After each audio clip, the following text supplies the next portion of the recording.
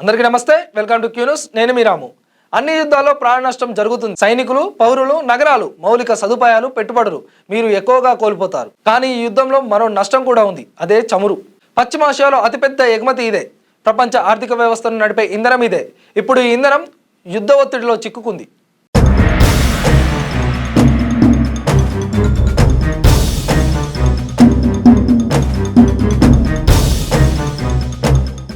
ప్రపంచానికి ప్రమాణమైన Brent crude ఇప్పటికే బ్యారెల్కు $80 దాటింది.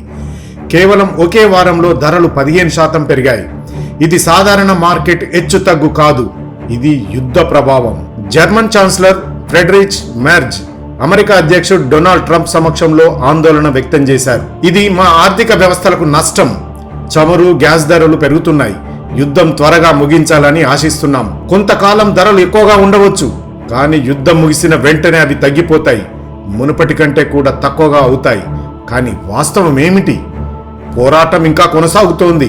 ధరలు మాత్రం తగ్గడం లేదు.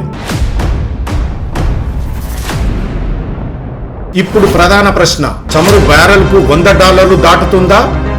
అది కేవలం ఒక సంఖ్య కాదు. పెట్రోల్ ధరలు పెరుగుతాయి, విమాన టికెట్లు ఖరీదవుతాయి, రవాణా ఖర్చులు పెరుగుతాయి.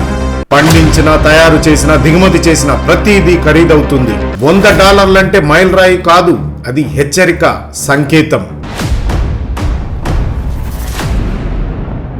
ప్రపంచ చమురులో 20% కంటే ఎక్కువ భాగం స్ట్రెయిట్ ఆఫ్ హార్మోజ్ ద్వారా కదులుతోంది. ఇది ఒక కీలక చోక్ పాయింట్. ఇరాన్ ఈ మార్గాన్ని మూసివేసింది. ట్రాఫిక్ 90% తగ్గింది. కనీసం 40 ట్యాంకర్లు చిక్కుకున్నాయి. సుమారు 2 మిలియన్ బ్యారెళ్ల చమురు ఆగిపోయింది. బీమా సంస్థలు కూడా రక్షణ ఇవ్వడానికి వెనకంజ వేస్తున్నాయి. భారతదేశానికి వచ్చే చమురులో 40% ఈ మార్గం ద్వారానే. నిరంతర దిగ్బంధనం భారత సరఫరాలను దెబ్బతీస్తుంది. గత 5 రోజుల్లో అనేక చమురు కేంద్రాలపై దాడులు జరిగాయి. సౌదీ అరేబియాలోని పెద్దదైన సౌదీ అరామ్కో ప్రపంచంలోని అతిపెద్ద చమురు సంస్థ రస్ట్ తనూరా కాంప్లెక్స్ పై వరుసగా డ్రోన్ దాడులు జరిగాయి. ఇది సౌదీ అతిపెద్ద దేశీయ రిఫైనరీ. చమురు సదుపాయాలు అగ్ని ప్రమాదంలో ఉంటే మార్కెట్లు భయంతో స్పందిస్తాయి. ఓపెక్ ప్రపంచ చమురు ఉత్పత్తిదారుల సమైక్య. వారి వద్ద విడి సామర్థ్యం ఉంది, కానీ వెంటనే మార్కెట్లోకి తీసుకురావడం కష్టం. వారు కార్టెల్లా పనిచేస్తారు. ధరలు పెరగడానికి ఉత్పత్తి నిర్ణయిస్తారు. అమెరికా ట్యాంకర్లకు రక్షణగా సైన్యాన్ని మోహరించడానికి సిద్ధమని ట్రంప్ ప్రకటించాడు. లక్ష్యం డెలివరీ నిర్ధారించడం, ధరలను స్థిరీకరించడం. కానీ యుద్ధం కొనసాగితే ఈ చర్య సరిపోదు.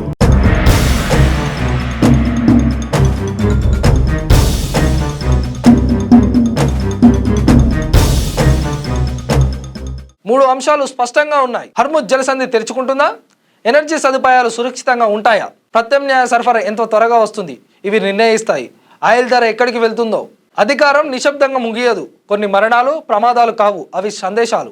ఒక తుపాకీ కాల్పు, ఒక జనసమూహం, ఒక స్తంభించిన దేశం. ఇది ఎవరు మరణించారనే దాని గురించి మాత్రమే కాదు, దాని తర్వాత ఏం జరిగిందనే దాని గురించి. ప్రభుత్వాలు పడిపోయాయి, సైన్యాలు కదిలాయి, చరిత్ర తనను తాను తిరిగి రాసుకుంది.